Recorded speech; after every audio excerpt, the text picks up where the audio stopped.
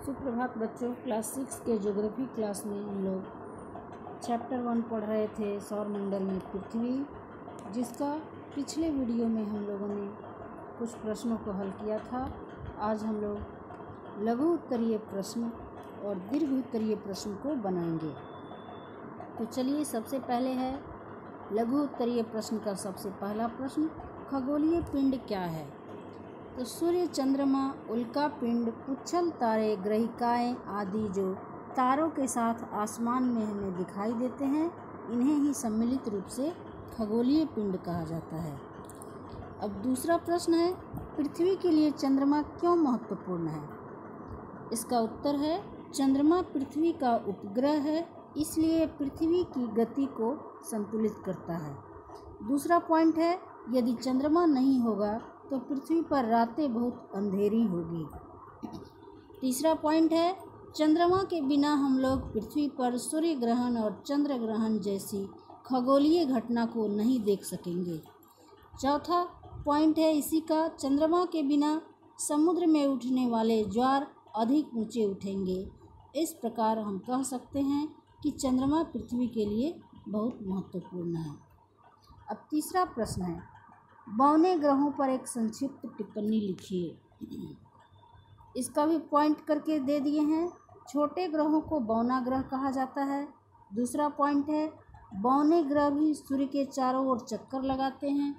तीसरा पॉइंट है, सौरमंडल में प्लूटो दूसरा सबसे बड़ा बौना ग्रह है। चौथा पॉइंट है इसी का, 26 अगस्त 2006 में प्लूटो को सौरमंडल के ग्रहों की श्रेणी से हटा दिया गया था। अब चौथा प्रश्न है, आकाशगंगा के बारे में आप क्या जानते हैं? आकाश में विद्यमान लाखों तारों के समूह को आकाशगंगा कहते हैं। आकाशगंगा लाखों तारों, धूल और गैस भरे बादलों के विशाल तंत्र होते हैं। अब पांचवा प्रश्न है, सूर्य पर एक संक्षिप्त टिप्पणी लिखिए। तो इसका पहला पॉइंट है, सूर्य सौरमंडल का केंद्र होता है। सूर्य भी एक तारा है जो पृथ्वी के सबसे निकटतम तारा है। यह पृथ्वी से लगभग 1 मिलियन गुना बड़ा है।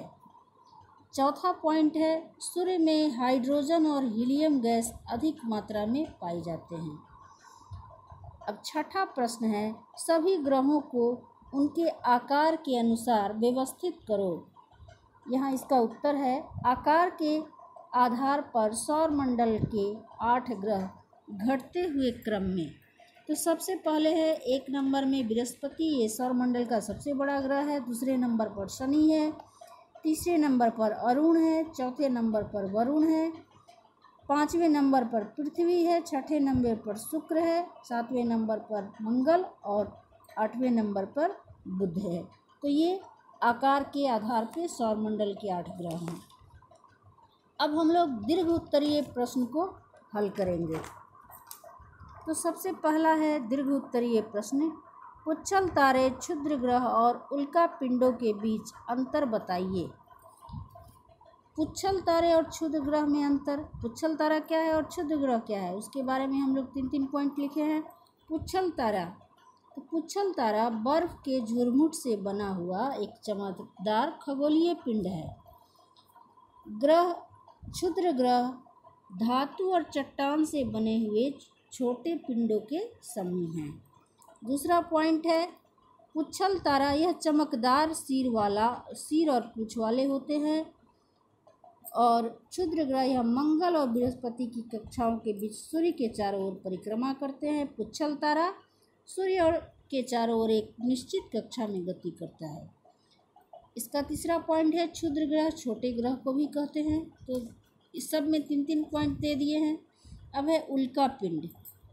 उल्का पिंड छोटे खगोलीय पिंड होते हैं जो पृथ्वी के वातावरण में प्रवेश करते हैं। दूसरा पॉइंट है, इन्हें टूटता हुआ तारा भी कहा जाता है।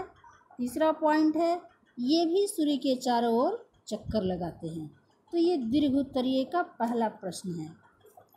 अब दूसरा प्रश्न है, पृथ्वी एक अद्वितीय ग्रह है, इस कथन की व्याख्या कीजिए। इसका उत्तर है, पृथ्वी सौर मंडल का एक अद्वितीय ग्रह है, क्योंकि यहाँ पर जीवन जीने के सभी अनुकूल साधन उपलब्ध होते हैं। इसका 3/4 भाग पानी से भरे होने के कारण जल की उपलब्धता भी सभी जीवों को आसानी से प्राप्त होती है और यहाँ रहने वाले जीवों के लिए ऊर्जा सूर्य से प्राप्त होता है। पृथ्वी के वातावरण में O2 तथा CO2 गैसें भरपूर मात्रा में पाई जाती है, जो जीवन के लिए बहुत महत्वपूर्ण है। इसके साथ ही पृथ्वी पर यानी यहाँ भूमि तथा मौसम परिवर्तन भी होते हैं, इसलिए पृथ्वी पर जीवन जीना संभव हो पाता है। अब तीसरा क्वेश्चन है, ग्रह क्या है? सौर मंडल में कितने ग्रह हैं, उनके नाम लिखिए। अब इसका उत्तर है, ग्रह ठोस पिंड होते हैं जो सूर्य के चारों ओर परिक्रमा करते हैं। इसमें प्रकाश नहीं होता है, इसे खुली आँखों से नहीं देख पाते हैं। सौर मंडल में 8 ग्रह होते हैं। पहला है बुध, शुक्र, पृथ्वी, मंगल, बृहस्पति, शनि, अरुण, वरुण। ये 8 ग्रह सौरमंडल के ग्रह हैं। अब लास्ट क्वेश्चन है, ग्रहों और तारों में अंतर स्पष्ट कीजिए। तो उत्तर है ग्रहों और तारों में अंतर। तो सबसे पहला है पॉइंट, ग्रह ठोस पदार्थों जैसे चट्टान और पत्थर से बने होते हैं। अब तारे गर्म जलती हुई गैसों से बने होते हैं। दूसरा पॉइंट है, ग्रह चमकते नहीं हैं और तारे चमकते हुए हमें दिखाई देते हैं। तीसरा पॉइंट है, ग्रह को अपना प्रकाश नहीं होता है, तारों का अपना प्रकाश होता है। चौथा पॉइंट है, ग्रहों को नग्न आँखों से नहीं देख सकते, तारों को नग्न आँखों से हम देख सकते हैं। तो इस प्रकार आपका अभ्यास प्रश्न का सारा प्रश्न उत्तर हल हो गया। अब आप लोग इसको नोट कर लीजिएगा और याद कीजिएगा। धन्यवाद।